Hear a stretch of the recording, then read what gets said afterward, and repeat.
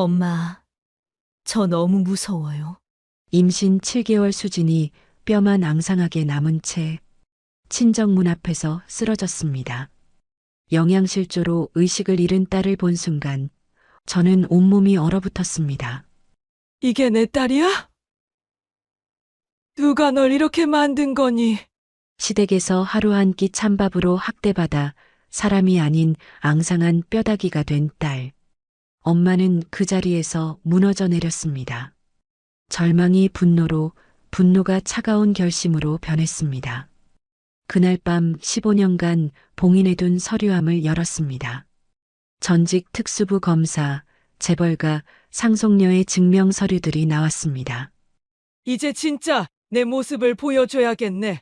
며칠 후 시댁이 완전히 무너졌습니다.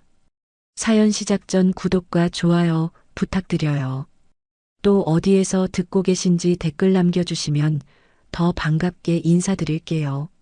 새벽 6시 나는 평소처럼 일찍 일어나 마당에 물을 주고 있었습니다. 조용한 새벽 공기가 좋아서 매일 이 시간을 즐기곤 했어요. 수진이 시집간 후로는 더욱 이른 시간에 잠에서 깨는 버릇이 생겼습니다.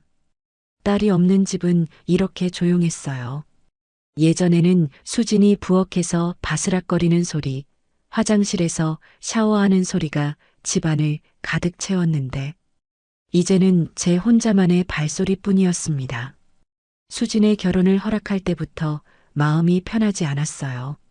시댁 분위기가 너무 경직되어 있었고, 특히 시어머니의 표정에서 며느리를 곱게 보지 않을 것 같다는 느낌을 받았습니다. 하지만 수진이 좋아한다고 하니 반대할 수 없었어요. 엄마, 저 정말 행복할 거예요. 결혼식 전날 밤 수진이 제게 한 말이었습니다. 그때의 밝은 미소를 생각하면 지금도 가슴이 아팠어요. 불과 8개월 전의 일인데 벌써 까마득하게 느껴졌습니다. 요즘 수진에게서 연락이 뜸해진 것도 걱정이었어요. 예전에는 매일 안부 전화를 했는데 최근 한 달은 제가 먼저 전화해야 겨우 받았습니다. 받더라도 목소리에 생기가 없었어요. 괜찮아요, 엄마. 그냥 임신해서 조금 피곤할 뿐이에요. 수진의 대답은 항상 똑같았습니다. 하지만 딸을 키운 엄마의 직감으로는 뭔가 잘못되어 간다는 느낌을 지울 수 없었어요. 며칠 전에는 시댁에 안부 전화까지 드렸는데 시어머니의 반응이 차갑기만 했습니다. 수진이는 잘 있어요. 너무 자주 연락하지 마세요. 그 한마디에 저는 할 말을 잃었어요. 딸의 안부를 묻는 것조차 간섭으로 받아들이시는 것 같았습니다. 마당에 물을 주고 있는데 멀리서 누군가 걸어오는 소리가 들렸어요. 이른 시간인데 누가 올까 싶어서 고개를 들었습니다. 골목 끝에서 천천히 걸어오는 사람의 실루엣이 보였어요. 걸음걸이가 어딘가 익숙했습니다. 가만히 보니 임신부 같았어요.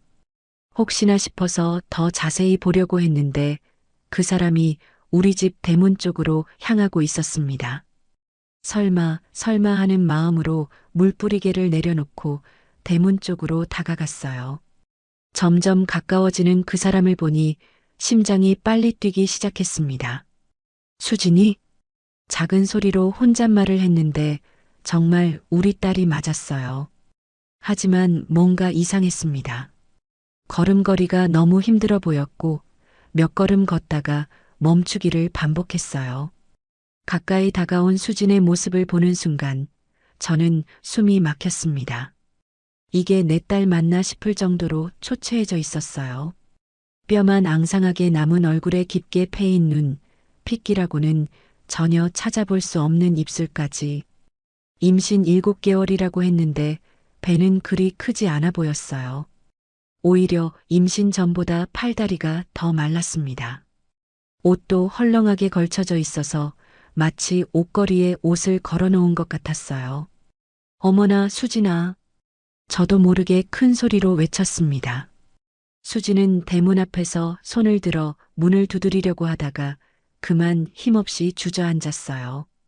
가방 하나만 들고 온 딸의 모습에서 심상치 않은 일이 있었음을 직감할 수 있었습니다.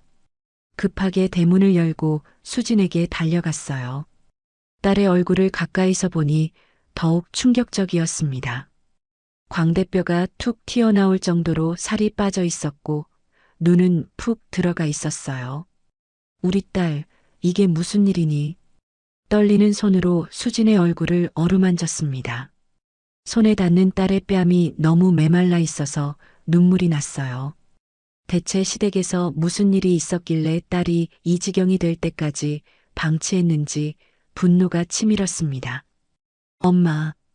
수진이 간신히 한마디를 했는데 목소리조차 힘이 없었어요. 마치 며칠 동안 물도 제대로 못 마신 것처럼 메마른 목소리였습니다. 이 상황에서는 일단 병원부터 가야겠다고 생각했어요. 수진의 상태가 너무 심각해 보였습니다. 이웃집으로 뛰어가서 119 신고를 부탁드렸어요. 119에 신고해 주세요. 우리 딸이 쓰러졌어요. 평생 이렇게 큰 소리로 외친 적이 없었는데 딸 앞에서는 침착함을 잃을 수밖에 없었습니다. 이웃 아주머니가 놀라며 즉시 신고를 해주셨어요.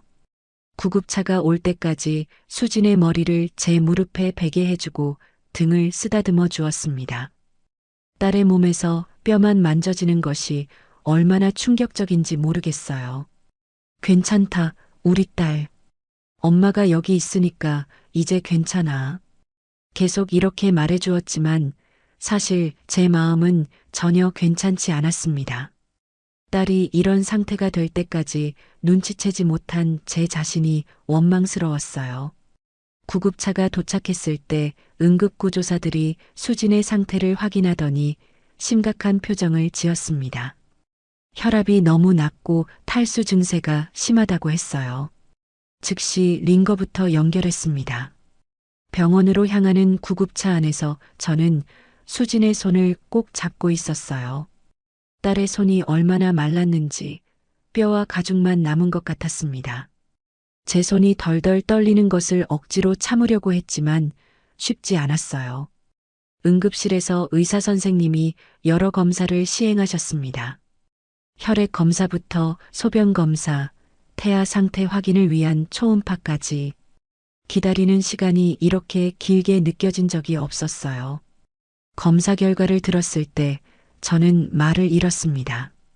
영양실조가 매우 심각한 상태입니다. 임신부에게 이 정도 영양 부족은 생명에 위험할 수 있어요. 태아도 발육부진 상태고요. 의사 선생님의 설명에 머리가 하얗게 되었어요. 영양실조라니 21세기에 이런 일이 가능한가 싶었습니다. 더구나 임신한 딸에게 이런 일이 벌어졌다는 것이 믿기지 않았어요. 수진이 깨어났을 때 저는 침대 옆에 앉아서 딸의 손을 잡고 있었습니다. 수진은 저를 보더니 눈물을 흘리기 시작했어요. 수진아, 도대체 무슨 일이 있었던 거니? 엄마한테 말해줘. 조용하고 부드러운 목소리로 물었지만 제 마음속에서는 이미 폭풍이 일고 있었습니다. 내 딸을 이렇게 만든 사람들에 대한 분노가 치밀어 오르고 있었어요. 그 순간 저는 오랫동안 묻어두었던 제 자신을 다시 꺼내야 할 때가 왔다는 것을 깨달았습니다. 수진이 병원 침대에서 깨어났을 때 저는 의사 선생님과 함께 있었습니다. 추가 검사 결과가 나온 상황이었어요.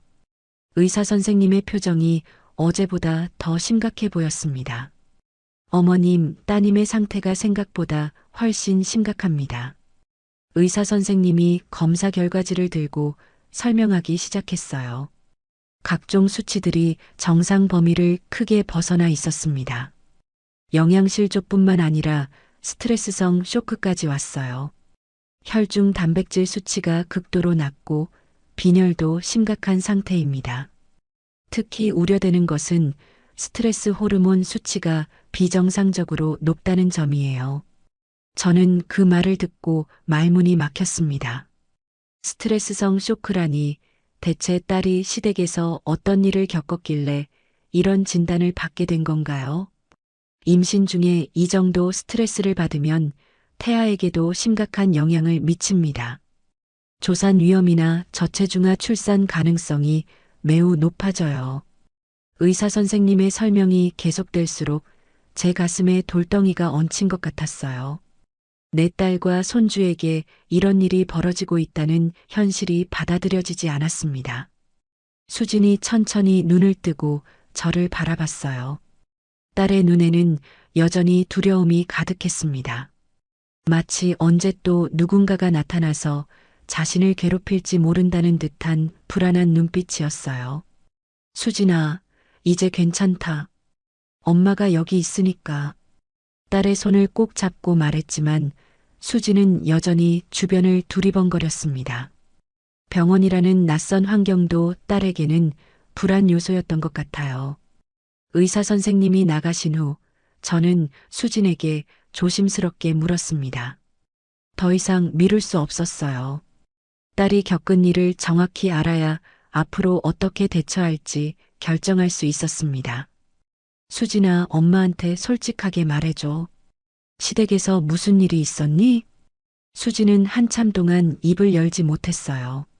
눈물만 주르르 흘렸습니다. 그 모습을 보니 제 마음도 찢어질 것 같았어요.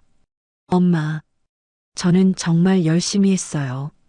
정말 잘하려고 노력했는데 수진의 목소리는 떨리고 있었습니다.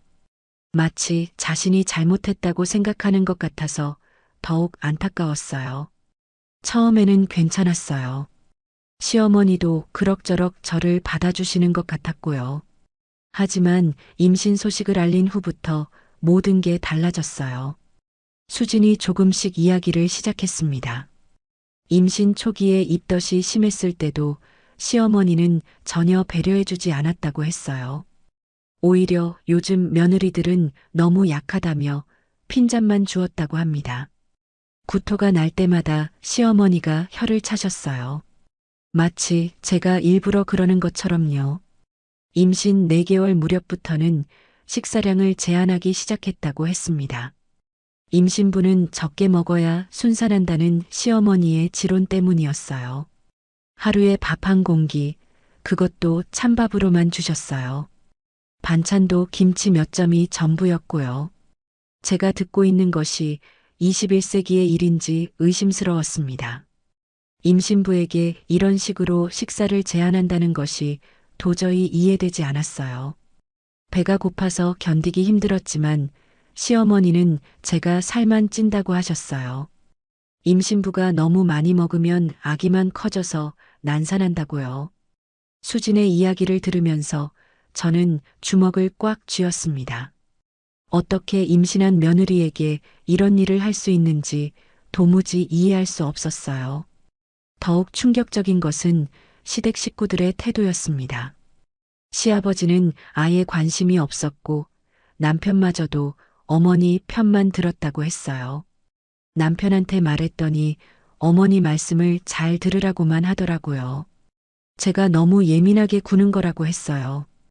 가장 가까운 사람이었던 남편마저 등을 돌리니 수진에게는 의지할 곳이 없었던 거예요. 저는 딸의 이야기를 들으면서 분노가 치밀어 올랐습니다. 임신 6개월쯤 되었을 때는 아예 방에 가둬두기도 했어요. 며느리는 함부로 밖에 나다니면 안 된다면서요. 수진은 마치 감옥에 갇힌 것처럼 지냈다고 했습니다. 산부인과 검진도 시어머니가 동행해야만 갈 수 있었고 그마저도 꼭 필요한 경우에만 허락해 주었어요. 의사 선생님이 영양 섭취를 늘리라고 하셨는데 시어머니는 의사들이 뭘 알겠냐고 하시더라고요. 전문의의 조언마저 무시하는 시어머니의 행동에 저는 경악했습니다. 도대체 어떤 근거로 그런 판단을 내린 건지 이해할 수 없었어요. 수진의 이야기는 계속되었습니다. 시어머니는 수진에게 심한 모욕을 주기도 했다고 해요. 임신했다고 예쁨 받는 줄 아냐?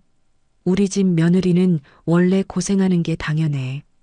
이 말을 들은 순간 저는 눈물을 참을 수 없었습니다.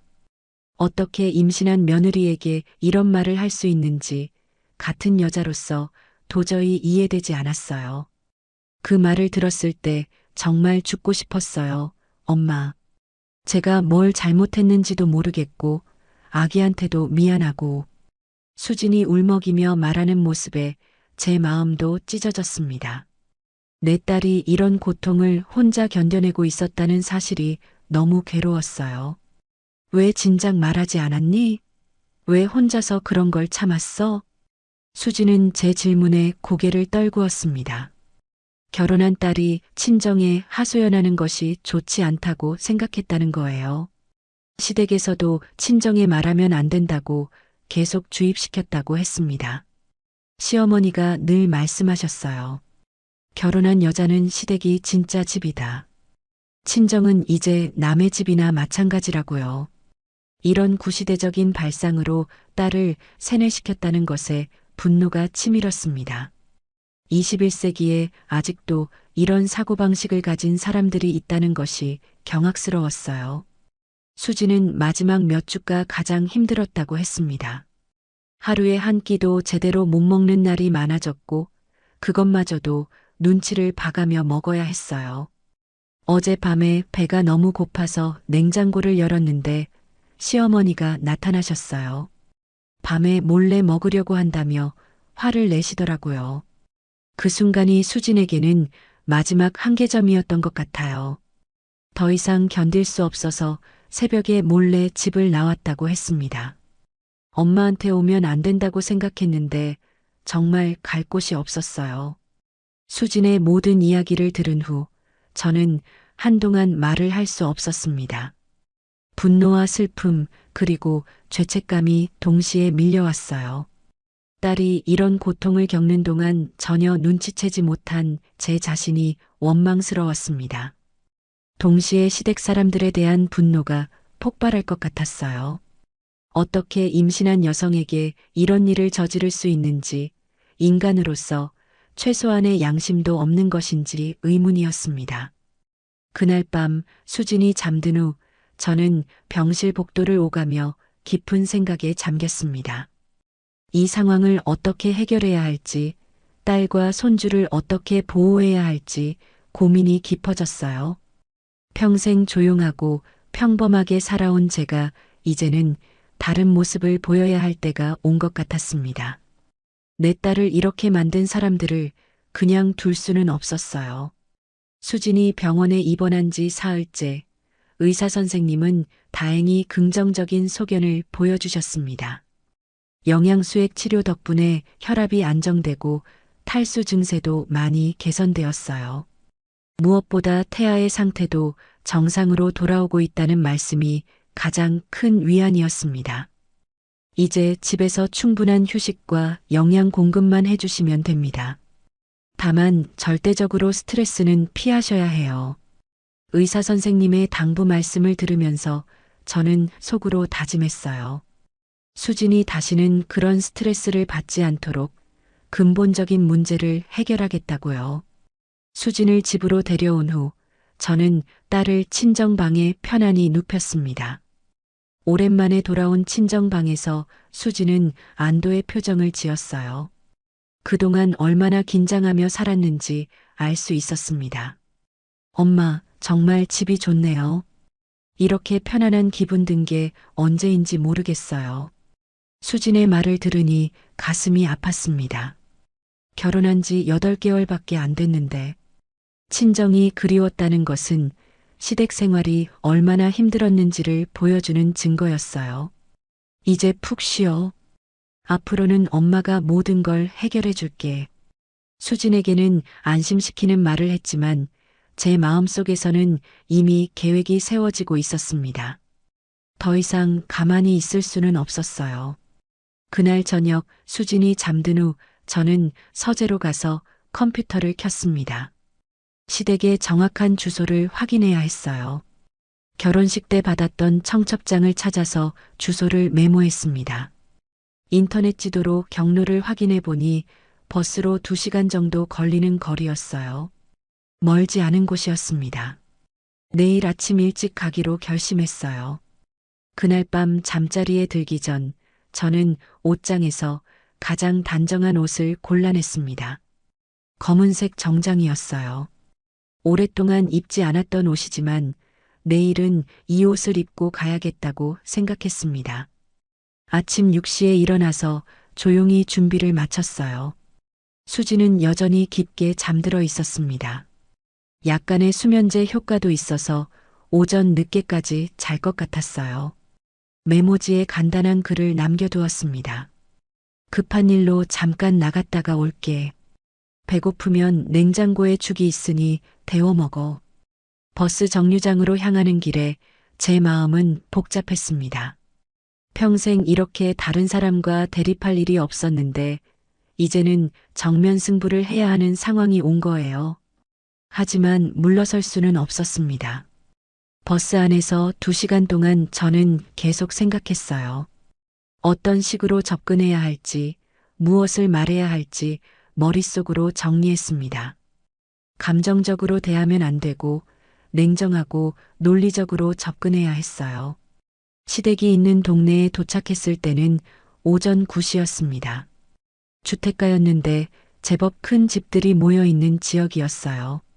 수진의 시댁도 상당히 큰 2층 주택이었습니다. 집 앞에서 잠시 숨을 고르고 초인종을 눌렀어요. 얼마 후 문이 열리면서 중년 여성이 나타났습니다. 수진의 시어머니였어요. 누구세요? 시어머니는 저를 알아보지 못하는 것 같았습니다. 결혼식 때 한 번 봤지만 기억하지 못하는 모양이었어요. 안녕하세요. 수진이 어머니 조은혜입니다. 제가 자기소개를 하자 시어머니의 표정이 변했어요. 당황하는 기색이 역력했습니다. 아, 어떻게 여기까지 오셨어요? 시어머니의 반응에서 이상한 점을 느꼈습니다. 며느리가 사흘째 집에 없는데도 전혀 당황하지 않는 것 같았어요. 마치 수진이 어디에 있는지 알고 있다는 듯한 태도였습니다. 수진이 때문에 왔어요. 잠깐 이야기할 수 있을까요? 여기서 말씀하시죠. 들어오실 필요는. 시어머니는 집 안으로 들여보내려 하지 않았어요. 하지만 저는 물러날 생각이 없었습니다. 집 안에서 이야기하는 게 좋을 것 같은데요. 결국 시어머니는 마지못해 저를 거실로 안내했습니다. 거실은 제법 넓고 고급스러웠어요. 가구들도 비싸 보이는 것들이었습니다. 소파에 앉자마자 시어머니가 먼저 말을 꺼냈어요. 수진이가 뭐라고 하던가요? 우리가 못 살게 굴었다고 했나요? 이미 방어적인 자세를 취하고 있었습니다. 죄책감이 있다는 증거였어요. 수진이는 지금 병원에 입원했어요. 영양실조와 스트레스성 쇼크로요. 시어머니의 얼굴에 잠깐 놀란 표정이 스쳤습니다. 하지만 곧 시치미를 떼는 모습을 보였어요. 영양실조라니요? 우리가 밥을 안 줬다는 말인가요? 그 애가 너무 예민해서 그래요. 뻔뻔한 반응이었습니다. 임신부가 영양실조에 걸릴 정도로 굶겼으면서도 자신들의 잘못을 인정하지 않으려고 했어요. 하루에 찬밥 한 공기만 주신 게 맞나요? 제가 구체적으로 묻자 시어머니의 얼굴이 굳어졌어요. 그런 말을 했군요. 요즘 며느리들은 다 그래요. 조금만 힘들어도 과장해서 말하죠. 여전히 잘못을 인정하지 않았습니다. 오히려 수진을 거짓말쟁이로 몰아가려고 했어요. 그때 다른 방에서 남자 목소리가 들렸습니다. 시아버지인 것 같았어요. 누가 온 거야? 시어머니가 큰 소리로 대답했습니다. 수진이 친정어머니요. 얼마 후 시아버지가 나타났어요. 그리고 수진의 남편도 함께 나왔습니다. 회사에 가지 않고 집에 있는 것이 이상했어요. 어머님, 갑자기 어떻게 오셨어요? 수진의 남편이 어색하게 인사했습니다. 아내가 사흘째 집에 없는데도 별로 걱정스러워 보이지 않았어요. 수진이는 어디 있는지 아세요? 제가 직접적으로 물어봤습니다. 남편의 반응을 보고 싶었어요. 친정에 가 있는 거 아닌가요? 요즘 몸이 안 좋다고 해서 역시나 대수롭지 않게 생각하고 있었습니다.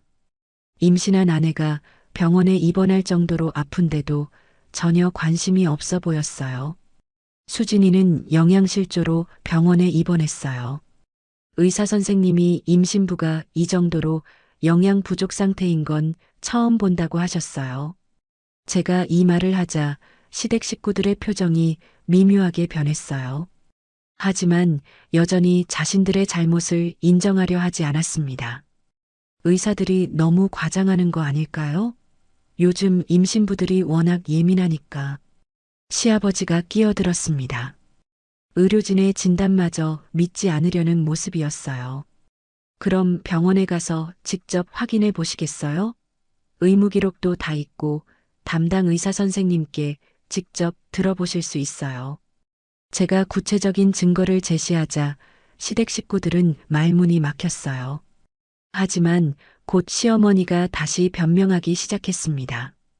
우리는 수진이를 위해서 한 일이에요. 임신부가 너무 많이 먹으면 난산한다고 해서. 어떤 의사가 그런 말을 했나요? 요즘에는 임신부 영양 관리가 가장 중요하다는 게 상식인데요. 인터넷에서 본 거예요. 옛날 어른들도 다 그렇게 하셨고, 과학적 근거도 없는 잘못된 정보를 맹신했다는 변명이었어요. 그것도 며느리의 생명을 위험에 빠뜨릴 정도로 극단적으로 적용한 거였습니다. 수진이에게 임신했다고 예쁨 받는 줄 아냐라고 말씀하신 것도 기억하시죠? 시어머니의 얼굴이 순간 붉어졌어요. 그 말을 한 것을 기억하고 있다는 증거였습니다. 그건 그냥 훈계 차원에서 한 말이에요. 임신한 며느리에게 할 훈계인가요? 그 말을 듣고 수진이가 얼마나 상처받았는지 아세요? 제 목소리가 점점 단단해지고 있었어요. 평소의 온화한 모습과는 다른 날카로운 톤이었습니다. 시댁 식구들은 제가 이렇게 나올 거라고 예상하지 못했던 것 같았어요. 평범한 주부가 와서 몇 마디 하고 돌아갈 거라고 생각했나 봅니다. 앞으로는 이런 일이 없어야겠어요. 수진이가 회복되면 다시 이곳에 와야 하는데 그때는 완전히 달라져야 해요. 뭐가 달라져야 한다는 건가요? 시아버지가 불쾌한 표정으로 물었어요. 수진이를 한 사람으로 인정하고 대우해야 한다는 거예요. 임신한 며느리를 굶기는 일은 없어야 하고요. 우리가 굶겼다는 건 아니잖아요. 시어머니가 목소리를 높였습니다. 하지만 저는 더 이상 물러설 생각이 없었어요. 그럼 의사 선생님께서 거짓말을 하신 건가요? 영양실조 진단서도 거짓인가요? 구체적인 증거를 들이대자 시댁 식구들은 할 말이 없어 보였어요. 잠시 침묵이 흘렀습니다. 저는 천천히 일어서면서 마지막 경고를 했어요. 수진이가 회복되면 다시 이곳에 올 거예요. 그때까지 많은 것이 바뀌어야 할 것 같네요. 무슨 협박인가요? 시어머니가 험악한 표정을 지었어요. 협박이 아니라 당연한 요구예요. 며느리를 사람으로 대우하라는 것이 그렇게 어려운 일인가요? 제 말에 시댁 식구들은 아무 대답도 하지 못했어요. 죄책감이 있기 때문일 거였습니다. 시간이 좀 필요할 것 같네요. 수진이가 완전히 회복될 때까지 천천히 생각해 보세요. 저는 이 말을 마지막으로 집을 나섰어요. 현관문을 나서면서 뒤돌아보니 시댁 식구들이 모두 굳은 표정으로 서 있었습니다. 버스 정류장으로 걸어가면서 저는 첫 번째 임무를 완수했다고 생각했어요. 이제 그들도 상황의 심각성을 알게 되었을 것입니다. 하지만 이것만으로는 부족했어요. 근본적인 해결을 위해서는 더 강력한 조치가 필요할 것 같았습니다. 시댁 식구들의 태도를 보니 쉽게 변하지 않을 것 같았어요. 집으로 돌아가는 버스 안에서 저는 다음 단계의 계획을 세웠습니다. 이제 본격적으로 움직여야 할 때였어요. 시댁에서 돌아온 후 저는 한동안 거실 소파에 앉아 있었습니다. 방금 전 경험한 일들이 머릿속에서 계속 맴돌았어요. 시댁 식구들의 뻔뻔한 태도와 변명들이 귀에서 떠나지 않았습니다. 수지는 여전히 방에서 쉬고 있었어요. 다행히 컨디션이 많이 나아져서 조금씩 식욕도 돌아오고 있었습니다. 하지만 시댁 이야기만 나오면 여전히 불안해하는 모습을 보였어요. 저는 오늘 시댁에서의 대화를 통해 확신했습니다. 그들은 절대로 스스로 변하지 않을 것이라는 점을요. 오히려 수진이 돌아가면 더 심하게 괴롭힐 가능성이 높아 보였어요. 단순한 대화로는 안 되겠구나. 혼잣말을 하면서 저는 결심을 굳혔습니다. 이제 평범한 시어머니가 아닌 예전의 제 모습을 되찾아야 할 때였어요. 서재로 가서 책상 서랍을 열었습니다. 가장 밑에 있는 오래된 수첩을 꺼냈어요. 15년 전에 마지막으로 썼던 업무용 수첩이었습니다. 그 안에는 검찰청에서 일할 때의 연락처들이 빼곡히 적혀 있었어요. 수첩을 넘기면서 그때의 기억들이 하나씩 되살아났습니다. 함께 사건을 수사했던 동료들, 도움을 주고받았던 각 기관의 담당자들, 그리고 지금은 더 높은 자리에 올라가 있을 후배들의 이름이 보였어요. 그 중에서 가장 먼저 연락할 사람을 골랐습니다. 김정훈이라는 후배였는데 제가 특수부에 있을 때 많이 지도해준 친구였어요. 성실하고 정의감이 강해서 지금쯤이면 중요한 자리에 있을 것 같았습니다. 휴대폰을 들고 번호를 눌렀어요. 오랜만에 거는 전화라 떨렸습니다. 여보세요? 익숙한 목소리가 들렸어요. 15년이 지났지만 변하지 않은 목소리였습니다. 정훈아, 나 좋은 애야. 잠시 침묵이 흘렀습니다. 상대방이 놀란 것 같았어요. 선배님? 정말 선배님이세요? 어떻게? 반가운 목소리였지만 동시에 놀라는 기색이 역력했습니다. 오랜만이지. 갑자기 연락해서 미안해. 혹시 시간 괜찮아? 물론이죠. 근데 어떻게 갑자기? 지금 뭘 하고 계세요? 그냥 평범하게 살고 있어. 그런데 도움이 필요한 일이 생겨서 연락했어. 무슨 일이시죠? 뭐든 도와드릴게요.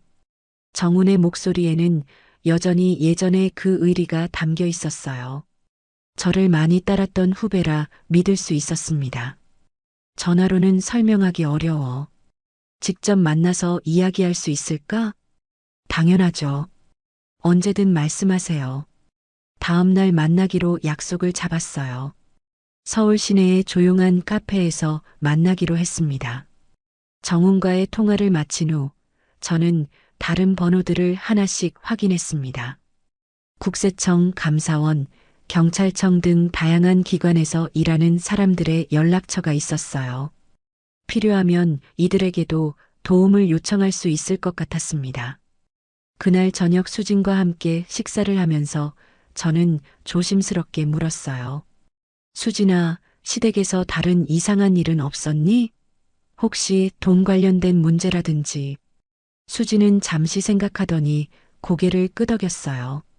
그런데 이상한 게 있었어요. 시아버지가 가끔 큰 돈을 현금으로 가지고 오시더라고요. 그러면 시어머니랑 같이 어디론가 나가시고. 어떤 돈이었는지 알아?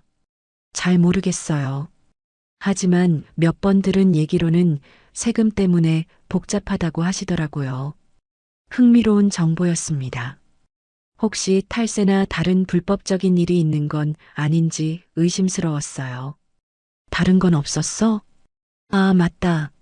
시댁에서 운영하는 작은 사업체가 있는데 거기서 직원들한테 제대로 임금을 안 준다는 얘기를 들었어요.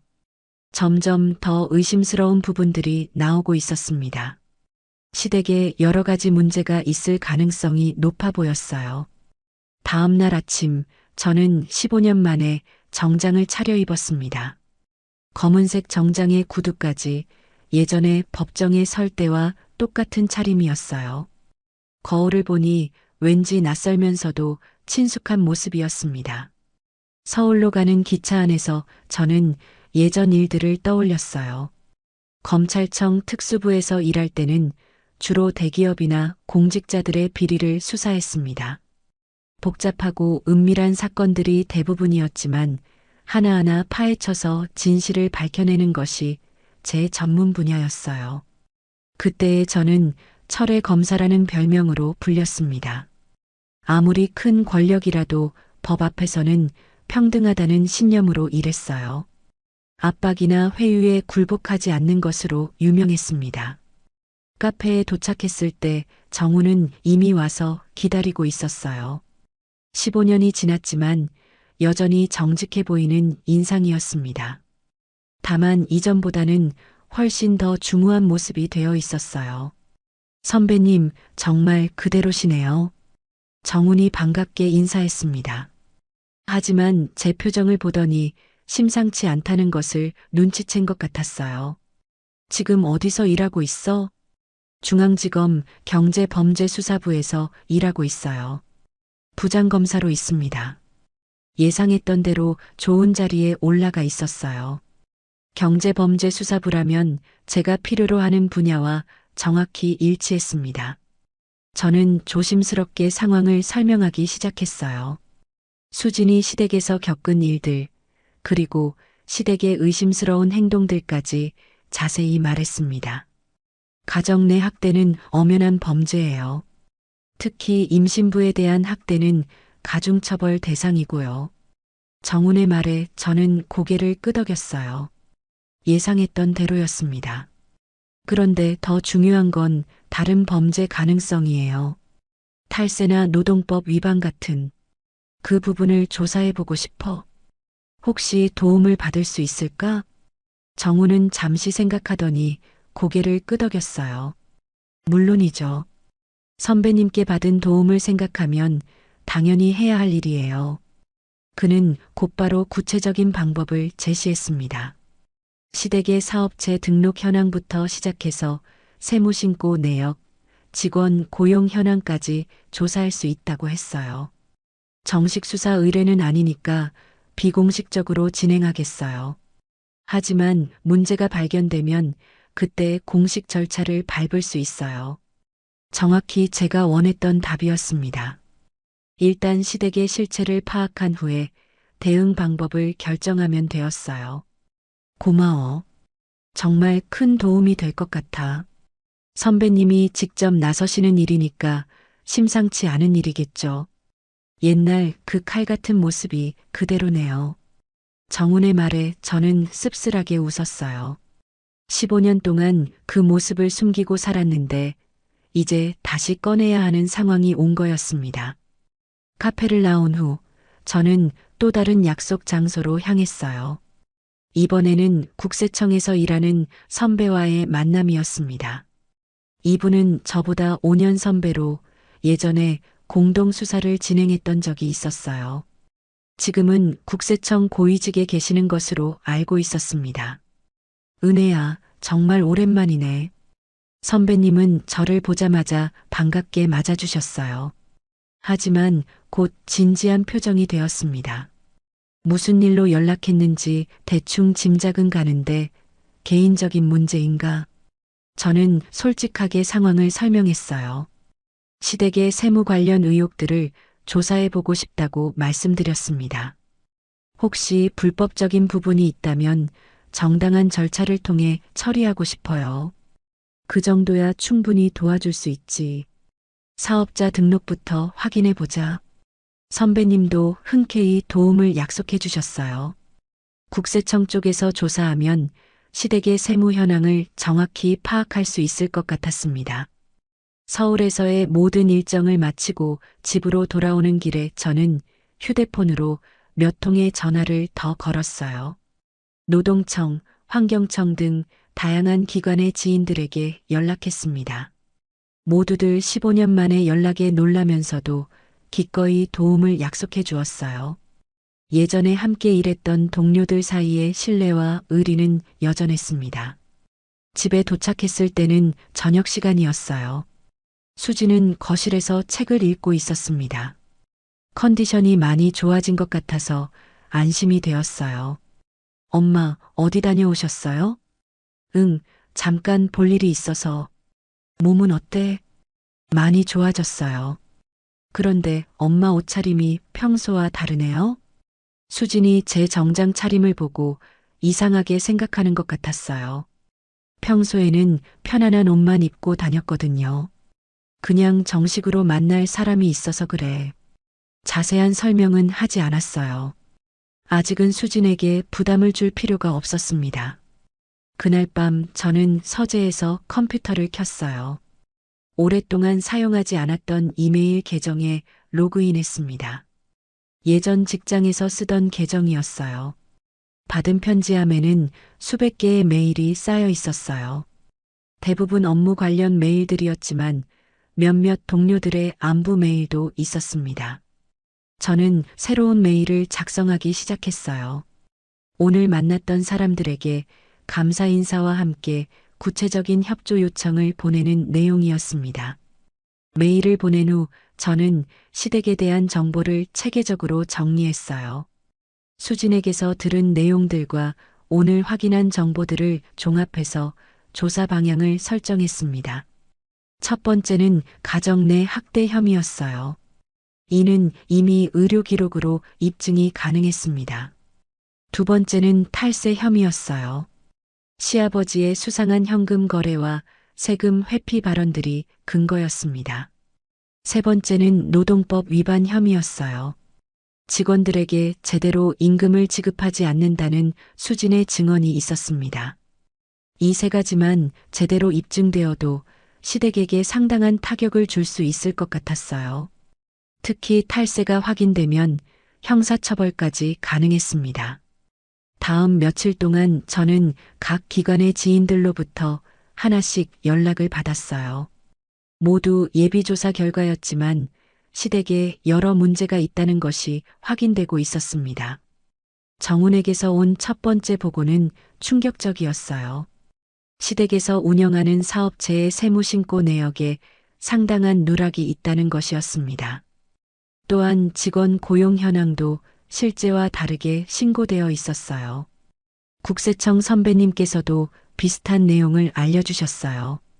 매출 은닉과 허위 신고가 의심된다는 것이었습니다. 노동청에서는 최저임금 위반과 부당해고 사례들이 확인되었다고 했어요. 시댁의 사업체에서 일하는 직원들이 제대로 된 대우를 받지 못하고 있다는 것이 사실이었습니다. 이 모든 정보를 종합하면서 저는 확신했어요. 시댁은 단순히 며느리를 괴롭히는 것뿐만 아니라 여러 가지 불법적인 일들을 저지르고 있었습니다. 일주일 후 저는 다시 정훈과 만났어요. 이번에는 더 구체적인 계획을 세우기 위해서였습니다. 선배님, 이 정도면 정식 수사를 시작할 수 있어요. 증거도 충분하고요. 정훈의 말에 저는 고개를 끄덕였어요. 드디어 시댁에 대한 본격적인 조치를 취할 때가 온 것 같았습니다. 그럼 시작하자. 내 딸에게 한 짓에 대한 대가를 치르게 해야지. 그 말을 하는 순간 저는 15년 만에 진짜 조은의 검사가 되어 있었습니다. 정훈과의 두 번째 만남에서 구체적인 수사 계획이 확정되었습니다. 시댁의 각종 비리 혐의들이 하나씩 확인되고 있었어요.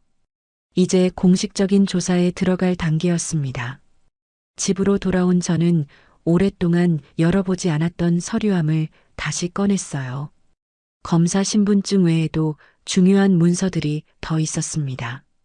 지금까지 아무에게도 말하지 않았던 제 또 다른 정체성을 증명하는 서류들이었어요. 서류함 맨 밑에는 오래된 봉투가 하나 있었습니다. 아버지가 돌아가시기 전에 저에게 맡기신 것이었어요. 그때는 내용을 자세히 보지 않고 그냥 보관만 해왔습니다. 봉투를 열어보니 여러 가지 법적 문서들이 들어 있었어요. 상속 관련 서류들과 함께 아버지의 유언장도 있었습니다. 그리고 가장 중요한 것은 대한민국 최대 건설업체 중 하나인 태상그룹의 창업주가 바로 제 아버지라는 증명서류였어요. 아버지는 생전에 제게 이런 이야기를 하신 적이 있었습니다. 은혜야, 내가 원한다면 언제든 회사 일을 물려받아도 돼. 하지만 내가 하고 싶은 일을 하면서 사는 게 더 중요해. 저는 아버지의 뜻을 받아들여서 검사의 길을 선택했어요. 그리고 결혼 후에는 완전히 평범한 생활을 하기로 했습니다. 하지만 아버지의 유산은 여전히 제 이름으로 남아 있었어요. 서류들을 하나씩 확인해 보니 놀라운 사실들이 나왔습니다. 태산그룹의 주식 중 상당 부분이 아직도 제 명의로 되어 있었어요. 또한 여러 부동산과 금융 자산들도 마찬가지였습니다. 지금까지 이 모든 것들은 전문관리 회사에서 대신 운용해 왔습니다. 저는 단지 매년 간단한 보고서만 받아볼 뿐 직접 관여한 적이 없었어요. 하지만 법적으로는 여전히 태산그룹의 최대 주주이자 실질적인 소유주였습니다. 이 사실을 깨달은 순간 저는 왜 아버지가 이런 유산을 남겨두셨는지 이해할 수 있었어요. 언젠가 필요한 날이 올 것을 예견하신 것 같았습니다. 다음 날 아침 저는 태산그룹 관리 사무소에 전화를 걸었어요. 15년 동안 연락한 적이 없는 곳이었습니다. 안녕하세요. 조은혜입니다. 상대방이 잠시 당황하는 것 같았어요. 하지만 곧 정중한 목소리로 답했습니다. 회장님 따님, 정말 오랜만입니다.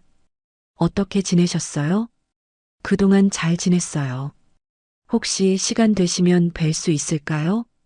물론입니다. 언제든 말씀해 주세요. 다음 날 서울로 가기로 약속했어요. 태산그룹 본사 건물에서 만나기로 했습니다.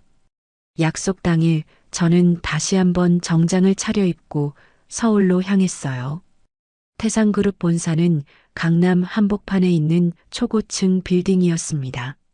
로비에 들어서는 순간 웅장한 분위기에 압도되었어요. 접수 데스크에서 제 이름을 말하자 직원이 즉시 전화를 걸었습니다. 얼마 후 정장을 차려입은 중년 남성이 나타났어요. 조은혜 회장님, 정말 반갑습니다. 그는 저를 회장님이라고 불렀어요. 처음 들어보는 호칭이라 어색했지만 법적으로는 맞는 말이었습니다. 전용 엘리베이터를 타고 최고층으로 올라갔어요. 거기에는 아버지가 생전에 사용하셨던 회장실이 그대로 보존되어 있었습니다. 그동안 회장님의 지시에 따라 모든 업무를 대행해 왔습니다. 회사 운영 현황과 자산 상황을 보고드리겠습니다. 관리 책임자가 두툼한 파일을 꺼내며 설명하기 시작했어요. 태산그룹은 지난 15년간 꾸준히 성장해 왔고 제 개인 자산도 상당히 증가했다고 했습니다. 혹시 급하게 필요하신 일이 있으시면 언제든 지원 가능합니다. 제가 원하던 말이었어요. 시댁 문제를 해결하기 위해서는 단순한 개인적 접근으로는 한계가 있었습니다. 하지만 이런 배경이 있다면 상황이 완전히 달라질 수 있었어요. 실제로 도움이 필요한 일이 있어요. 개인적인 문제인데 법적 조치가 필요한 상황이에요. 관리 책임자는 즉시 이해했다는 표정을 지었어요. 어떤 도움이 필요하신지 말씀해 주세요. 최고의 법무팀과 조사팀을 동원할 수 있습니다. 저는 간단히 상황을 설명했어요. 딸의 시댁에서 벌어진 학대 사건과 각종 비리 의혹들을 말했습니다. 즉시 전담팀을 구성하겠습니다. 내일부터 움직일 수 있어요. 태산그룹의 조직력은 상상 이상이었어요. 다음 날부터 전문 조사팀이 시댁을 둘러싼 모든 정보를 수집하기 시작했습니다. 이틀 후 조사팀에서 첫 번째 보고가 올라왔어요. 시댁의 재정 상황과 사업 현황이 상세하게 정리되어 있었습니다. 예상했던 것보다 문제가 더 심각했어요. 시댁에서 운영하는 사업체는 수년간 세금을 제대로 내지 않았고 직원들의 4대 보험도 가입하지 않고 있었습니다. 또한 환경 규정도 여러 차례 위반한 기록이 있었어요. 이 정도면 형사처벌이 가능한 수준입니다. 조사팀 책임자의 설명에 저는 고개를 끄덕였어요. 이제 시댁에 대한 본격적인 조치를 취할 때가 되었습니다. 공식적인 절차로 진행하세요. 관련 기관에 모든 자료를 제출하고요. 다음 날 아침 시댁이 있는 지역의 지방청과 세무서, 노동청에 동시에 제보가 들어갔어요. 태상그룹의 법무팀에서 정리한 완벽한 자료들이었습니다. 점심시간쯤 되어서 정훈에게서 전화가 왔어요. 선배님, 시댁 관련해서 여러 기관에서 동시에 제보가 들어왔어요. 자료가 너무 완벽해서 즉시 수사에 착수하기로 했습니다. 예상했던 대로였어요. 이제 시댁은 정식 수사를 받게 될 것이었습니다.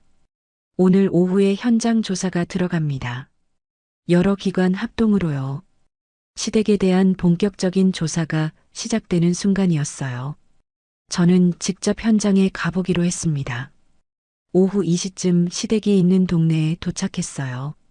멀리서부터 여러 대의 차량들이 보였습니다. 검찰청, 국세청, 노동청, 환경청에서 온 조사관들의 차량이었어요. 시댁 앞에는 고급 승용차들도 서 있었어요. 태상그룹에서 파견한 법무팀의 차량들이었습니다. 저는 그중 한 대에 탔어요. 회장님, 모든 준비가 완료되었습니다. 법무팀 책임자가 정중하게 보고했어요. 저를 회장님이라고 부르는 것이 아직도 어색했지만 지금 상황에서는 그런 권위가 필요했습니다. 시댁집 앞에는 이미 많은 사람들이 모여 있었어요. 조사관들이 각종 서류와 장비를 들고 출입하고 있었습니다. 저는 차에서 내려서 천천히 시댁집으로 걸어갔어요. 현관문 앞에서 시어머니와 마주쳤습니다. 시어머니는 저를 보고 깜짝 놀란 표정을 지었어요. 지난번과는 완전히 다른 상황이었으니까요. 당신, 이게 대체 무슨 일이에요? 시어머니의 목소리가 떨리고 있었어요. 주변에 있는 고급 차량들과 정장을 입은 사람들을 보고 심상치 않다는 것을 느낀 것 같았습니다. 그때 태상그룹 법무팀 직원 한 명이 저에게 다가왔어요. 조은혜 회장님, 현장 상황을 보고드리겠습니다. 그 순간 시어머니의 얼굴이 하얗게 변했어요. 저를 회장님이라고 부르는 말을 듣고 충격을 받은 것 같았습니다. 저 여자가 회장이라고? 시어머니가 중얼거리는 소리가 들렸어요. 아직 상황을 완전히 파악하지 못한 것 같았습니다. 그때 다른 직원이 서류 가방을 들고 와서 말했어요. 회장님께서 지시하신 상속 관련 서류들을 준비했습니다. 태상그룹 창업주이신 아버님께서 남기신 문서들입니다. 이 말을 듣자 시어머니가 완전히 얼어붙었어요. 태상그룹이라는 이름을 모르는 사람은 없었으니까요. 태상그룹. 그 태상그룹 말이에요? 시어머니가 떨리는 목소리로 물었어요. 네, 맞습니다. 조은혜 회장님은 태상그룹 창업주이신 조재민 회장님의 외동딸이십니다. 직원의 설명에 시어머니는 그 자리에 주저앉을 뻔했어요. 시아버지와 수진의 남편도 집 밖으로 나왔는데 상황을 파악하고는 경악하는 표정을 지었습니다. 그럼 당신이 진짜 재벌가 딸이라는 거예요? 시아버지가 믿기지 않는다는 표정으로 물었어요. 저는 차갑게 웃으며 답했어요. 지금까지 조용히 살려고 했는데 상황이 이렇게 된 이상 숨길 이유가 없네요. 그때 검찰 조사관이 나와서 시댁 식구들에게 말했습니다. 탈세 및 노동법 위반 혐의로 정식 수사에 착수합니다.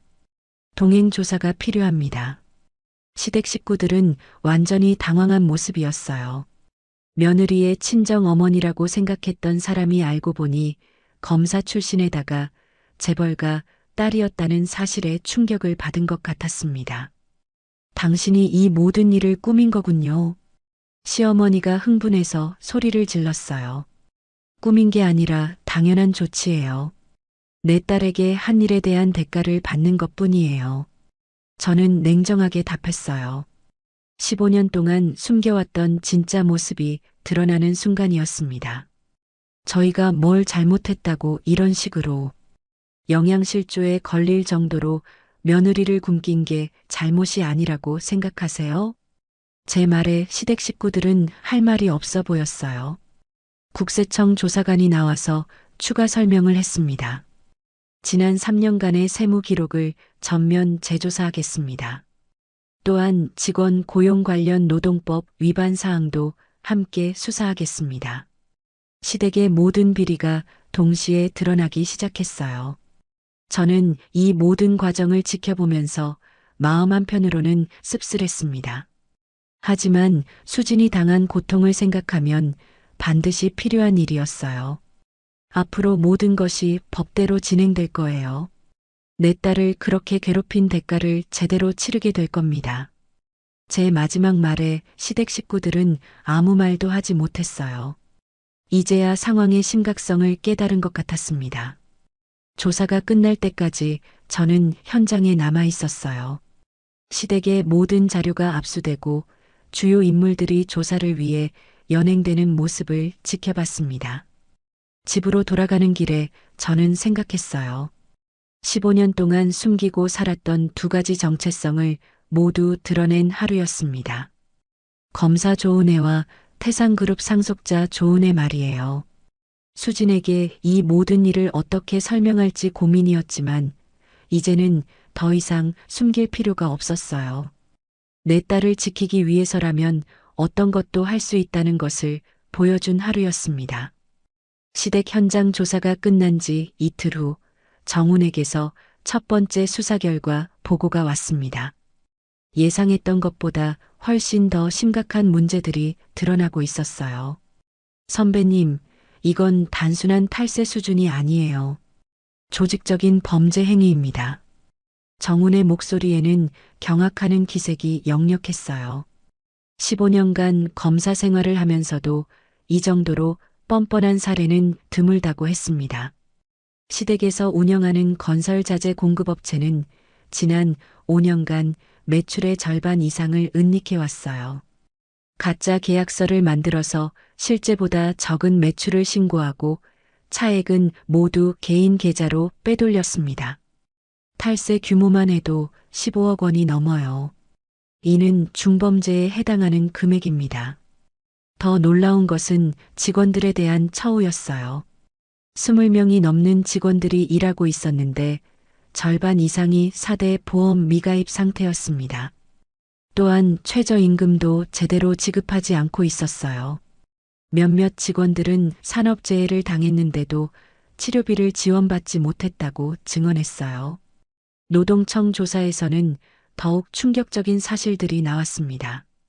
임신한 여직원을 부당하게 해고한 사례가 3건이나 있었어요. 시어머니가 직접 관여한 일이었습니다. 환경청에서도 문제를 발견했어요. 건설 자재 가공 과정에서 나오는 폐수를 제대로 처리하지 않고 하천에 무단 방류해 왔습니다. 주변 지역 주민들이 수차례 민원을 제기했지만 묵살해 왔어요. 이 모든 조사 결과를 종합해 보니 시댁은 그야말로 범죄의 온상이었어요. 세금 회피, 노동 착취, 환경 오염까지 할 수 있는 불법 행위는 다 저지르고 있었습니다. 그날 오후 태산그룹 법무팀에서도 추가 보고가 올라왔어요. 민사상 손해배상 청구 가능성에 대한 검토 결과였습니다. 수진 양이 받은 정신적 피해에 대한 손해배상을 청구할 수 있어요. 의료비는 물론이고 정신적 피해까지 포함하면 상당한 금액이 될 것 같습니다. 법무팀 책임자의 설명에 따르면 임신부에 대한 학대는 태아에게까지 영향을 미칠 수 있어서 배상액이 높게 책정될 가능성이 크다고 했어요. 또한 명예훼손에 대한 부분도 있어요. 수진 양을 예민하다, 거짓말쟁이라고 몰아간 것들 말이에요. 저는 이 모든 법적 조치를 다 취하기로 결심했어요. 시댁이 저지른 일들에 대해서는 철저하게 대가를 치르게 해야 했습니다. 사흘째 되는 날 시댁에서 연락이 왔어요. 시어머니의 전화였는데 목소리가 완전히 달라져 있었습니다. 저희가 잘못했어요. 용서해 주세요. 처음으로 잘못을 인정하는 말이었어요. 하지만 이미 너무 늦었습니다. 이제 와서 용서를 구하시는 건가요? 제발 수사를 중단해 달라고 부탁드려요. 저희도 이제 알았어요. 당신이 어떤 분인지. 시어머니는 완전히 굴복한 상태였어요. 며느리의 친정 어머니가 검사 출신에다 재벌가 딸이라는 사실을 알고 나서야 상황의 심각성을 깨달은 것 같았습니다. 수진이한테 그렇게 할 때는 생각 안 하셨나요? 저희가 무지했어요. 정말 잘못 생각했어요. 무지해서 며느리를 굶긴 건가요? 무지해서 세금을 안 낸 건가요? 제 질문에 시어머니는 대답하지 못했어요. 변명할 여지가 없다는 것을 알고 있었을 겁니다. 이미 시작된 수사는 제가 중단시킬 수 없어요. 법대로 진행될 수밖에 없습니다. 그럼 어떻게 해야 하나요? 본인들이 저지른 일에 대한 책임을 지시면 돼요. 전화를 끊고 나서 저는 씁쓸한 기분이 들었어요. 진작에 잘못을 인정했다면 이런 일까지 가지 않았을 텐데 이제 와서 용서를 구하다니 너무 늦었습니다. 그날 저녁 수진에게 그동안의 일들을 모두 설명했어요. 제 진짜 정체성과 시댁에 대한 수사까지 숨김없이 다 말했습니다. 수진은 처음에는 믿지 못하겠다는 표정이었어요. 엄마가 검사 출신이고 재벌가 딸이라는 사실이 너무 갑작스럽게 느껴진 것 같았습니다. 엄마가 정말 그런 분이셨어요? 응. 그동안 숨기고 살았는데 내가 그런 일을 당하고 나니까 가만히 있을 수 없더라. 수진의 눈에 눈물이 고였어요. 자신 때문에 엄마가 숨기고 살았던 과거를 드러내야 했다는 생각에 미안해하는 것 같았습니다. 미안해할 게 없어. 엄마가 할 수 있는 일을 한 것뿐이야. 일주일 후 시댁에 대한 수사 결과가 언론에 보도되기 시작했어요. 지역 신문에 먼저 실린 후 전국 언론으로 확산되었습니다. 지역 건설업체 15억 원 규모 탈세 적발이라는 제목으로 시작된 기사에는 시댁의 각종 비리가 상세히 나와 있었어요. 며느리 학대 사건도 함께 보도되어서 여론의 공분을 샀습니다. 인터넷 댓글들은 대부분 시댁을 비난하는 내용이었어요. 특히 임신한 며느리를 굶긴 시어머니에 대한 분노가 대단했습니다. 요즘 세상에 이런 일이 있나? 며느리가 불쌍하다. 시댁이 완전히 미쳤네 같은 댓글들이 쏟아졌어요. 시댁 사업체 앞에는 언론사 취재진들이 몰려들었습니다. 하지만 시댁 식구들은 모두 잠적해서 어디서도 찾을 수 없었어요. 며칠 후 정훈에게서 연락이 왔어요. 시댁에 대한 기소 방침이 결정되었다는 내용이었습니다. 시아버지는 특가법상 조세 포탈죄로 기소될 예정이에요. 15억 원 규모라 실형이 거의 확실합니다. 시어머니도 노동법 위반과 며느리 학대 혐의로 함께 기소될 예정이었어요. 특히 임신부 학대는 가중처벌 대상이라서 집행유예도 어려울 것 같다고 했습니다. 수진이 남편도 방조 혐의로 함께 기소됩니다. 부모의 범행을 알고도 막지 않았고 아내 학대에도 가담했으니까요. 시댁 가족 모두가 법정에 서게 된 거였어요. 각자 다른 혐의지만 모두 실형을 받을 가능성이 높았습니다. 사업체는 어떻게 되나요? 폐업 수순을 밟을 수밖에 없어요. 탈세 규모가 워낙 크고 각종 법적 제재가 겹쳐서 정상 운영이 불가능합니다. 시댁의 경제적 기반이 완전히 무너지는 거였어요. 그동안 불법으로 축적했던 재산도 모두 환수되고 추가로 벌금과 가산세까지 내야 했습니다. 직원들은 어떻게 하죠? 다행히 다른 업체에서 받아주기로 했어요. 피해자들이니까 취업 지원도 해드리고 있습니다. 무고한 직원들까지 피해를 보는 일은 없을 것 같아서 다행이었어요. 한 달 후 시댁에 대한 1심 판결이 나왔습니다. 예상했던 대로 모두 실형이었어요. 시아버지는 조세 포탈죄로 징역 3년, 시어머니는 아동학대 및 노동법 위반으로 징역 2년을 선고받았습니다. 수진의 남편도 방조죄로 징역 1년 6개월을 받았어요. 판결문에는 특히 시어머니의 행위에 대한 강한 질책이 담겨 있었습니다. 임신한 며느리를 극도로 제한된 식사로 영양실조에 이르게 한 것은 용서할 수 없는 범죄 행위라고 판시했어요. 또한 21세기에 이런 구시대적 악습이 벌어진 것은 개탄스러운 일이라고도 했습니다. 민사재판에서도 승소했어요. 수진이 받은 정신적 피해에 대해 2억 원의 손해배상을 인정받았습니다. 시댁에서는 항소를 포기했어요. 더 이상 법적 다툼을 계속할 여력도 없고 증거가 너무 명확해서 뒤집을 가능성도 없었습니다. 모든 법적 절차가 마무리된 후 저는 시댁을 마지막으로 방문했어요. 이미 텅 비어 있는 집이었습니다. 마당에서 시어머니를 만났어요. 완전히 초라해진 모습이었습니다. 이제 만족하시나요? 시어머니가 원망스러운 표정으로 물었어요. 만족하는 게 아니에요. 당연한 결과를 받은 것뿐이에요. 우리 인생이 다 망가졌어요. 수진이 인생은 생각 안 하시나요? 제 말에 시어머니는 대답하지 못했어요. 내 딸에게 한 짓을 생각하면 이 정도도 가벼운 처벌이에요. 그래도 너무 심하지 않나요? 심한 건 수진이한테 한 일이에요. 임신한 며느리를 굶긴 게 심한 거예요. 시어머니는 더 이상 할 말이 없는 것 같았어요. 이제야 자신들이 얼마나 잘못된 일을 했는지 깨닫는 것 같았습니다. 앞으로는 이런 일이 없기를 바라요. 다른 며느리들도 사람이에요. 제 마지막 말을 남기고 그 집을 떠났어요. 다시는 돌아올 일이 없을 곳이었습니다.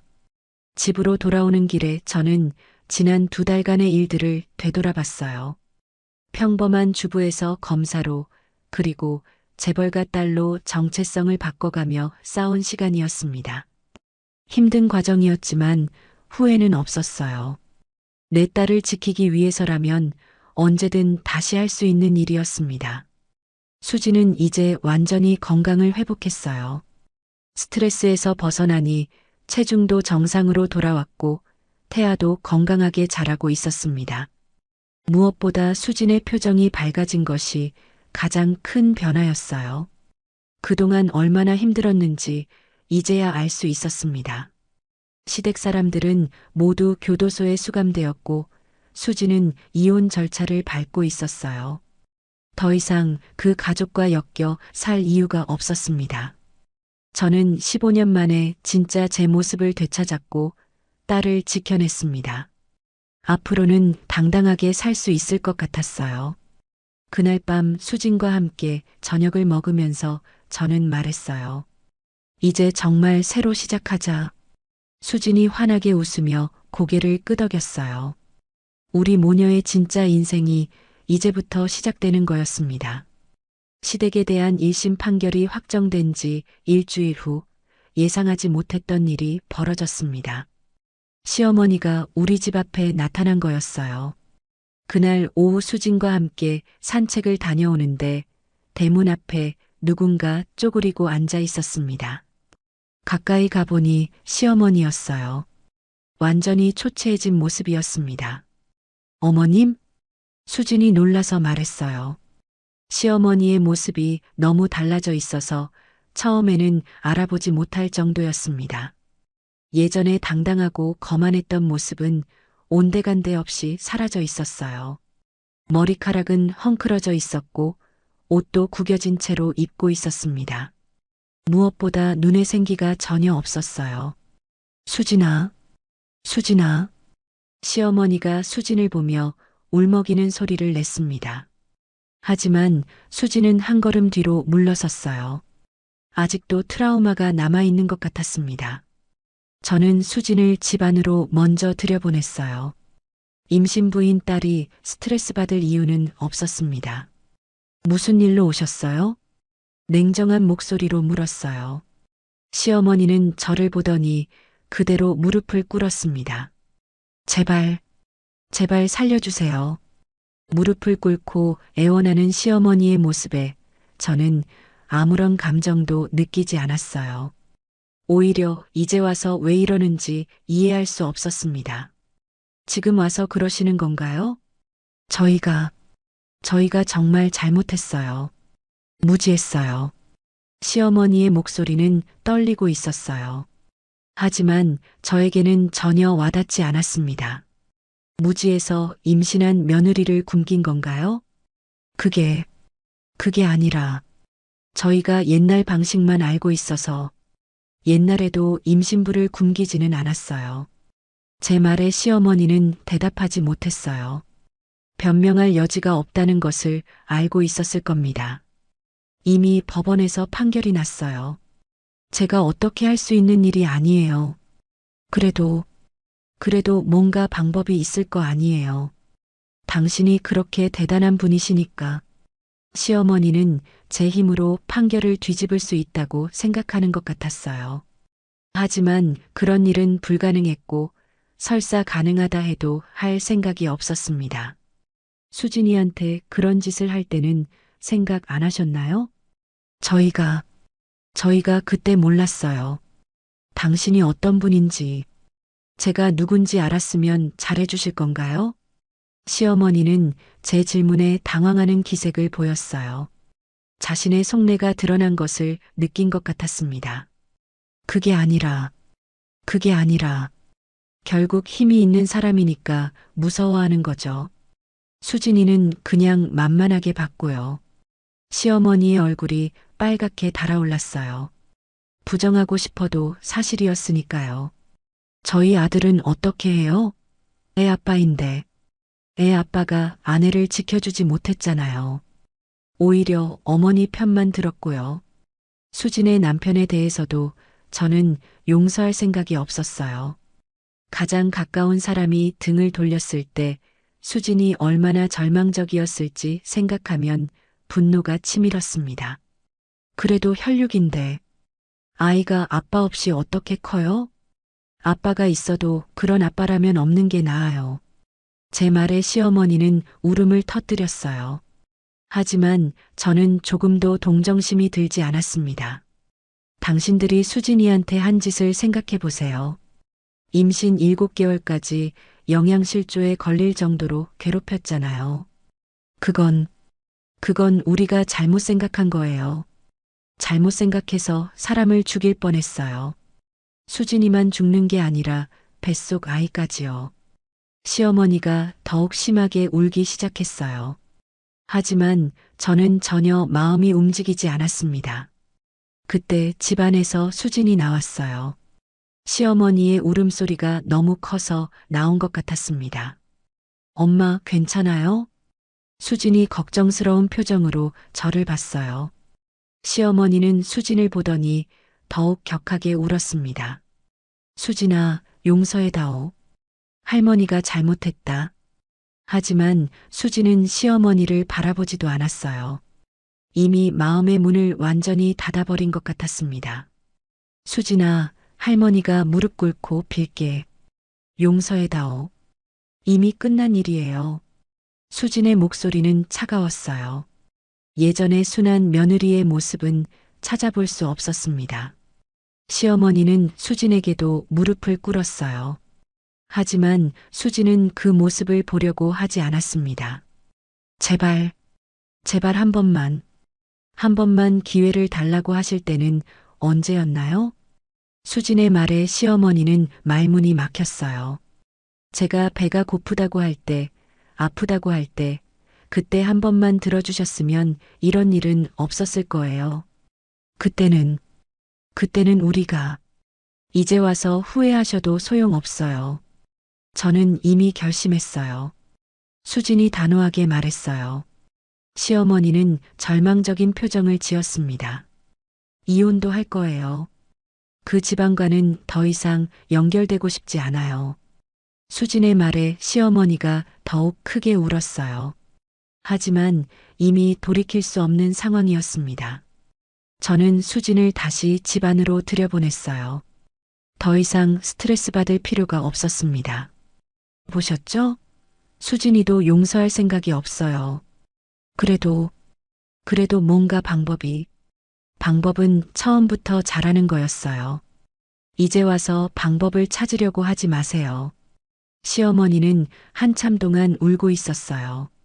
하지만 저는 그 모습을 가만히 지켜볼 뿐이었습니다.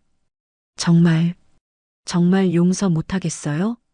용서는 피해자가 하는 거예요. 제가 할 수 있는 일이 아니에요. 수진이가 용서한다면 수진이는 이미 답했잖아요. 시어머니는 더 이상 할 말이 없는 것 같았어요. 한참 더 울다가 천천히 일어났습니다. 정말, 정말 이게 끝인가요? 처음부터 끝이었어요. 수진이한테 그런 짓을 한 순간부터요. 시어머니가 비틀거리며 대문을 나서는 모습을 보면서 저는 아무런 감정도 느끼지 않았어요.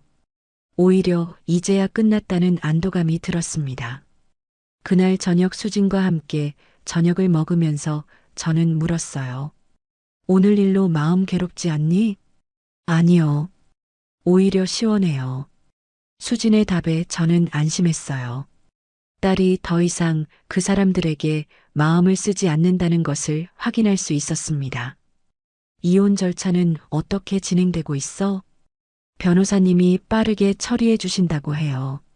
상대방이 교도소에 있어서 복잡하지만 조건들은 다 우리에게 유리하게 되어 있어요.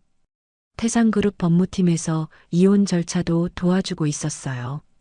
최고의 변호사들이 맡아서 처리하고 있어서 걱정할 필요가 없었습니다. 위자료나 양육비는 다 포기하기로 했어요. 그 사람들과 완전히 연을 끊고 싶어요.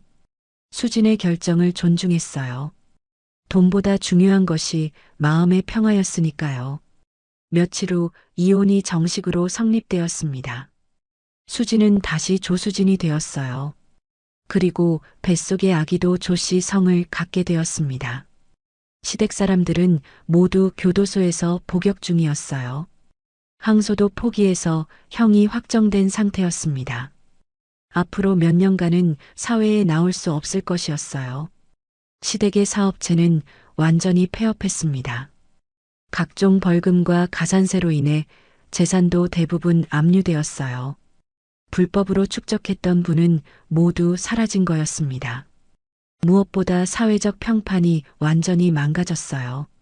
임신한 며느리를 학대한 시어머니, 탈세로 직원들을 착취한 사업주라는 오명이 평생 따라다닐 것이었습니다.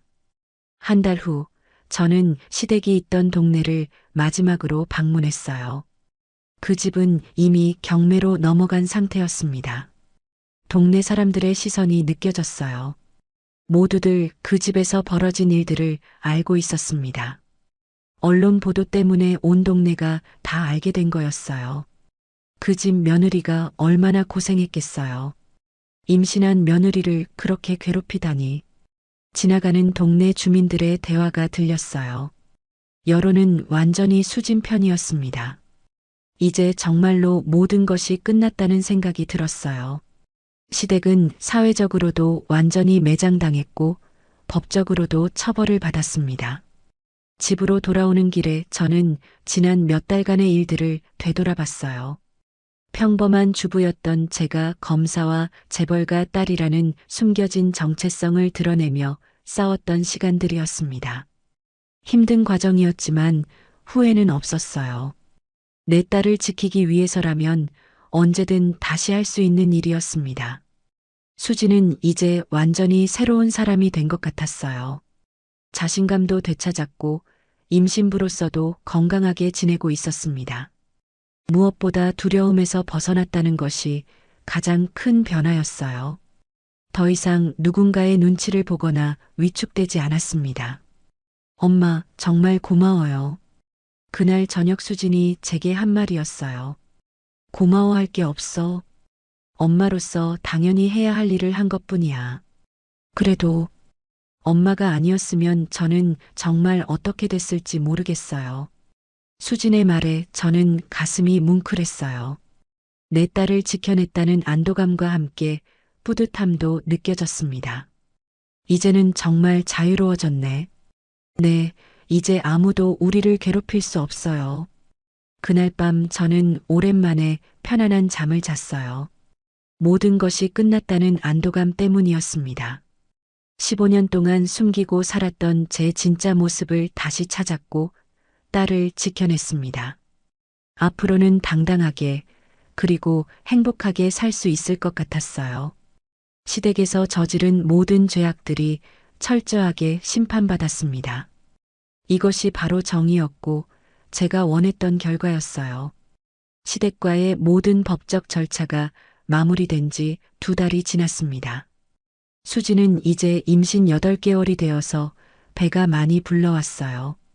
무엇보다 얼굴에 생기가 돌고 건강해 보이는 모습이 제게는 가장 큰 기쁨이었습니다. 오늘 아침도 수진과 함께 산부인과 정기 검진을 받으러 갔어요. 의사 선생님은 만족스러운 표정으로 초음파 화면을 보여주셨습니다. 태아가 정말 건강하게 잘 자라고 있어요. 이제는 전혀 걱정할 게 없습니다. 수진의 영양 상태도 완전히 정상으로 돌아왔다고 하셨어요. 몇 달 전에 영양실조 상태가 거짓말처럼 사라져버렸습니다. 스트레스가 없어지니까 몸도 이렇게 좋아지는 거예요. 정신 건강이 신체 건강에 얼마나 큰 영향을 미치는지 보여주는 사례네요. 의사 선생님의 말씀을 들으며 저는 새삼 그때의 일들이 얼마나 위험했는지 깨달았어요. 조금만 늦었다면 정말 돌이킬 수 없는 일이 벌어질 뻔했습니다.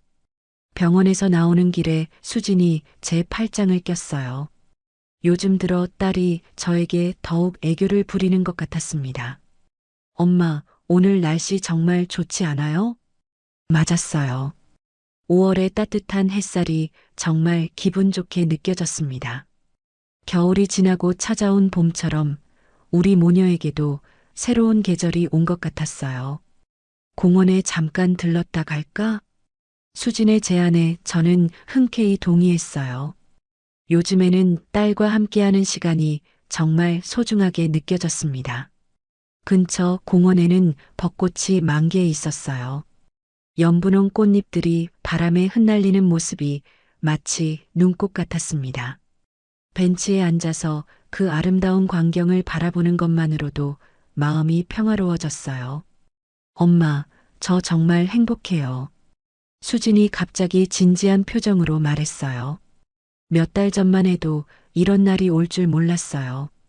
그때는 정말 절망적이었거든요.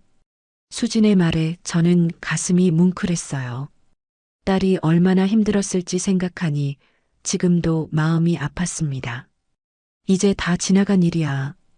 앞으로는 좋은 일만 있을 거야. 엄마 덕분이에요. 엄마가 아니었으면. 그런 말 하지 마. 엄마로서 당연히 해야 할 일을 한 것뿐이야. 하지만 저는 속으로 생각했어요. 정말 다행히 제게 그런 힘이 있었다는 것을요. 만약 평범한 주부였다면 어떻게 했을까 싶었습니다. 그런데 엄마는 정말 대단하세요. 검사도 하시고 재벌가 딸이기도 하시고 그런 것보다 더 중요한 건 엄마라는 거야. 내 딸을 지키는 게 가장 소중한 일이었어. 수진이 제 어깨에 머리를 기댔어요. 딸의 따뜻한 체온이 느껴져서 마음이 놓였습니다. 앞으로 태어날 아기에게는 정말 좋은 환경을 만들어주고 싶어요. 그럴 거야. 우리가 함께 키우는 아이니까 정말 행복하게 자랄 수 있을 거야. 벚꽃 구경을 마치고 집으로 돌아오는 길에 장을 봤어요. 요즘에는 수진을 위한 요리를 하는 것이 저의 가장 큰 즐거움이었습니다.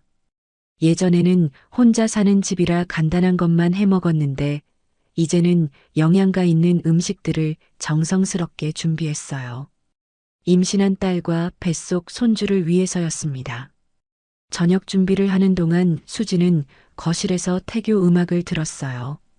클래식 음악이 집안에 은은하게 퍼지니까 분위기가 정말 평화로웠습니다. 엄마, 아기가 음악 들으면 발길질을 더 많이 해요. 그래, 우리 손주가 음악을 좋아하나 보네. 아기에 대한 이야기를 할 때마다 저는 행복했어요. 몇 달 전만 해도 이 아이의 안전을 걱정했는데 이제는 건강하게 태어날 날만 기다리고 있었습니다. 저녁 식사를 하면서 수진이 문득 물었어요. 엄마, 저 낳으실 때는 어떠셨어요? 갑작스러운 질문에 저는 잠시 생각했어요. 수진을 임신했을 때의 기억들이 하나씩 떠올랐습니다. 너를 임신했을 때가 내 인생에서 가장 행복한 시기였어. 매일매일이 설렜어. 저도 그런 기분이에요. 아기가 어떻게 생겼을지, 누구를 닮았을지 궁금해요. 수진의 표정이 정말 밝았어요. 몇 달 전의 두려움과 불안은 완전히 사라져 있었습니다. 분명히 예쁘게 생겼을 거야. 엄마 닮아서. 엄마도 예쁘시잖아요. 모녀 간의 이런 대화가 얼마나 오랜만인지 모르겠어요. 수진이 시집간 후로는 이렇게 편안하게 이야기할 기회가 거의 없었습니다.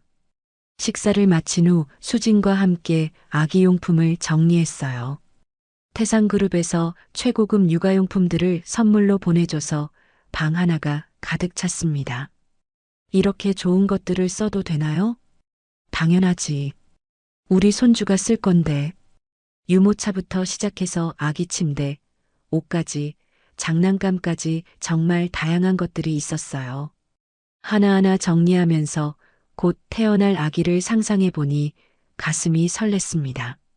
그날 밤 수진을 재우고 나서 저는 혼자 거실에 앉아 있었어요. 조용한 밤에 혼자 있으니 지난 몇 달간의 일들이 주마등처럼 지나갔습니다. 수진이 영양실조로 쓰러졌던 날, 시댁에 찾아갔던 날, 옛 동료들에게 연락했던 날, 그리고 시댁이 무너지는 모습을 지켜봤던 날까지 정말 격동의 시간들이었어요. 평범한 주부였던 제가 검사와 재벌가 딸이라는 숨겨진 정체성을 드러내며 싸웠던 시간들이었습니다. 하지만 후회는 없었어요. 내 딸을 지키기 위해서라면 언제든 다시 할 수 있는 일들이었습니다. 며칠 후 정훈에게서 연락이 왔어요. 시댁 사람들의 교도소 근황을 알려주는 내용이었습니다. 시아버지는 교도소에서 모범수로 생활하고 있다고 해요. 시어머니도 마찬가지고요. 이제는 그들의 소식을 들어도 별다른 감정이 들지 않았어요. 그냥 먼 남의 이야기처럼 느껴졌습니다. 출소 후에 다시 연락할 가능성은 없을까요? 정훈의 걱정에 저는 고개를 저었어요. 그럴 일은 없을 거야. 이미 완전히 끝난 관계니까. 실제로 시댁에서는 더 이상 연락을 시도하지 않았어요. 아마도 상황을 받아들인 것 같았습니다. 6월 중순 수진이 드디어 진통을 시작했어요. 새벽 3시쯤 갑자기 배가 아프다고 해서 급하게 병원으로 향했습니다. 분만실 앞에서 기다리는 동안 저는 초조했어요. 첫 출산이라 오래 걸릴 수도 있다고 했지만 딸이 고생하는 모습을 보는 것은 힘들었습니다. 오후 2시쯤 드디어 아기의 울음소리가 들렸어요. 간호사가 나와서 알려주었습니다. 건강한 여자아이예요. 2.9kg이고요. 수진도 아기도 모두 건강하다는 소식에 저는 안도의 눈물을 흘렸어요. 잠시 후 분만실에서 나온 수진을 보니까 얼굴에 행복한 미소가 가득했어요. 힘들었을 텐데도 정말 만족스러워 보였습니다. 엄마, 아기 봤어요? 정말 예뻐요. 그래, 정말 예쁘더라. 우리 수진이 닮아서. 신생아실에서 아기를 처음 봤을 때의 감동은 잊을 수 없어요. 작고 귀여운 손가락들, 작은 코, 그리고 평화로운 표정까지 정말 천사 같았습니다. 할머니가 처음 보시는 손녀예요. 간호사의 말에 저는 가슴이 벅찼어요. 할머니가 된 거였습니다. 이름은 정하셨어요? 좋은 별이요. 우리에게 온 특별한 별이라는 뜻이에요. 수진이 정한 이름이 정말 마음에 들었어요. 정말 우리에게 온 선물 같은 아이였습니다. 병원에서 일주일 정도 머물다가 집으로 돌아왔어요. 집에는 이미 산후조리원보다 더 좋은 환경이 준비되어 있었습니다. 태상그룹에서 전문 산후도우미와 간병인을 보내주어서 수진이 편안하게 회복할 수 있었어요. 이렇게까지 해도 되나요? 수진이 미안해했지만 저는 당연한 일이라고 생각했어요. 우리 손주 첫 딸은 정말 중요해. 최고로 좋은 환경에서 자라야 해. 매일 아침 은별이의 모습을 보는 것이 저의 가장 큰 즐거움이 되었어요. 하루가 다르게 자라는 모습이 신기하고 사랑스러웠습니다. 수진도 모성애가 넘쳤어요. 아기를 돌보는 모든 일을 정성스럽게 했습니다. 엄마, 제가 정말 엄마가 됐네요. 그래, 이제 너도 진짜 어른이 됐어. 한 달 후, 은별이의 100일 준비를 시작했어요. 조용하게 가족끼리만 하려고 했는데 태산그룹 임직원들이 축하 선물을 보내와서 집이 꽃과 선물로 가득 찼습니다. 100일 사진을 찍는 날 3대가 함께 찍은 사진을 보니까 감회가 새로웠어요. 수진과 은별이 그리고 저까지 3명의 여자가 함께하는 새로운 가족이었습니다. 이제 정말 새로운 시작이네요. 수진의 말에 저는 고개를 끄덕였어요. 그래, 우리 셋이서 행복하게 살자. 그날 저녁 은별이를 재우고 수진과 함께 차를 마시면서 저는 말했어요. 너를 키우면서 가장 후회되는 게 하나 있어. 뭐예요? 너한테 더 강하게 살라고 가르치지 못한 것. 그래서 시댁에서 그런 일을 당한 거야. 수진은 잠시 생각하더니 말했어요. 아니에요, 엄마. 엄마가 제게 가르쳐 준 건 사랑이었어요. 그 사랑이 있었기 때문에 견딜 수 있었어요. 하지만, 그리고 정말 중요한 순간에는 엄마가 누구보다 강했잖아요. 그것도 제가 배운 거예요. 수진의 말에 저는 마음이 따뜻해졌어요. 은별이에게는 뭘 가르쳐 주고 싶어? 사랑과 용기 둘 다요. 따뜻한 마음을 가지되 필요할 때는 강하게 자신을 지킬 수 있는 아이로 키우고 싶어요. 정말 좋은 답이었어요. 수진이 이런 생각을 하고 있다니 대견했습니다. 그럼 우리가 함께 키우자. 할머니와 엄마가 힘을 합쳐서. 네, 엄마. 그날 밤 저는 은별이의 잠든 얼굴을 한참 들여다봤어요. 평화로운 표정으로 자고 있는 손녀를 보니까 마음이 벅찼습니다. 이 아이는 사랑 속에서 태어나고 자랄 거예요. 누구도 괴롭히지 못하고 누구에게도 굴복하지 않는 강한 아이로 키울 거였습니다. 그리고 무엇보다 이 아이는 자신이 얼마나 소중한 존재인지를 알고 자랄 거예요. 할머니와 엄마가 자신을 얼마나 사랑하는지를 매일 느끼면서요. 창밖으로 보이는 별들이 유난히 밝게 빛나고 있었어요. 우리 집에도 작은 별 하나가 찾아온 밤이었습니다. 15년 동안 숨기고 살았던 저의 진짜 모습을 되찾았고, 딸을 지켜냈고, 이제는 손녀까지 품에 안게 되었어요. 정말 완벽한 새로운 시작이었습니다. 앞으로는 이 작은 가족을 위해 살아가면 되는 거였어요. 그것만으로도 충분히 행복했습니다.